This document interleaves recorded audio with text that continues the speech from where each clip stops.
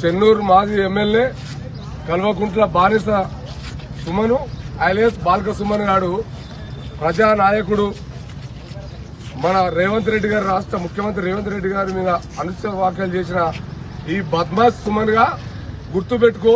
నువ్వు ఎక్కడి నుంచి వచ్చినావు, నువ్వు ఏడున్నావు, ఏం చేస్తున్నావు గుర్తుపెట్టుకో.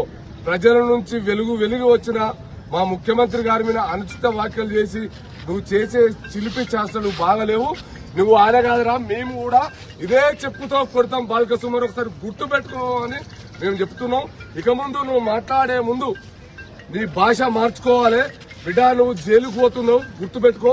దాన్ని మీరు తట్టుకోలేక ఒక ప్రజానాయకుడు ప్రజలపై పోరాటాలు చేసి ప్రజలకు సమస్యలపై పోరాటాలు చేసి ప్రభుత్వంకు తీసుకొచ్చిన నాయకుడు రేవంత్ రెడ్డి గారు. ఆయనను నువ్వు మాట్లాడే భాష అదానారా బాల్క సుమన్? ఓ బద్మాష్ సుమన్, ఈ అవలగాడు వీడు చదువుకున్నాడో చదువుకోలేదో తెలియదు, కానీ వీడు మాట్లాడే భాషలు కరెక్ట్ లేవు. ఈ కల్వకుంట్లోళ్ళు బొక్కలు చీకి పారేసిన బొక్కలు చీకి వాళ్ళ మోచేతి నీళ్లు లాగి వాళ్ళ ఇంట్లో ఏం చెప్తారో బయటకు అవి మాట్లాడతావు. వాళ్ళు గాని నువ్వు గాని కటకటాల పాలవ్వడం ఖాయం బిడ్డ. ఇక ముందైనా ఎప్పుడైనా మా రేవంత్ రెడ్డి మీద గాని కాంగ్రెస్ పార్టీ మీద గాని నువ్వు అవాకులు చివాకులు పేల్చుకుంటూ ఏమేమి మాటలు మాట్లాడావు వెనుకకు తీసుకో. లేని ఎడల మా కాంగ్రెస్ పార్టీ నాయకులు నీ ఇంటి మీదకి వచ్చైనా నిన్ను తరిమి కొడతారు గుర్తుపెట్టుకో. క్షమాపణ చెప్పు వెంటనే, బేషరతుగా ముఖ్యమంత్రి గారికి క్షమాపణ చెప్పాలని కాంగ్రెస్ పార్టీ పక్షాన డిమాండ్ చేస్తున్నాం. లేని ఎడల నువ్వు ఎక్కడికి వచ్చినా ఏడ తిరిగినా నిన్ను తరిమి నీకు చెప్పుల దండలేసి చెప్పులతోని చీపులతోని మా మహిళా కాంగ్రెస్ పార్టీ నాయకులు చీపులతో కొట్టిస్తాం బిడ్డ బాల్క సుమన్. ఒకసారి గుర్తుపెట్టుకో, నీ చరిత్ర ఏంది, నువ్వు ఎక్కడి నుంచి వచ్చినావు, నువ్వు ఎట్లా వచ్చినావు. ఆనాడు కాంగ్రెస్ పార్టీ తెలంగాణ ఇవ్వకపోతే నువ్వు ఎక్కడ ఉండట్టుకునిరా గుర్తుపెట్టుకో.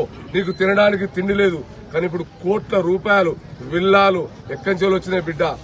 నువ్వు అక్రమంగా సంపాదించింది కాదా? రేపటి రోజుల్లో నీ మీద ఎంక్వైరీ జరుగుతుంది.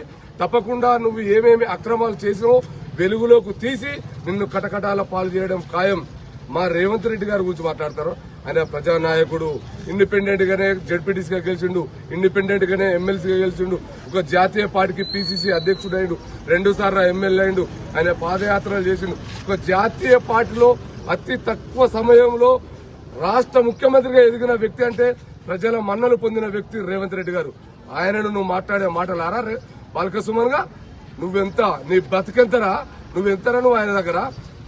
వేస్ట్ నా కొడుక, అవులగానివి నువ్వు, చూతేగానివి నువ్వు. కల్వకుంట్ల దగ్గరకు అలా బాత్రూంలు గడుగుపో, అవి అడిగే నాయకుడు నువ్వు మా రేవంత్ రెడ్డి గారిని చెప్పు చూపెడతావా? ఇది తక్షణమే నువ్వు విత్డ్రా చేసుకోవాలని మేము మా కాంగ్రెస్ పార్టీ పక్షాన డిమాండ్ చేస్తున్నాం.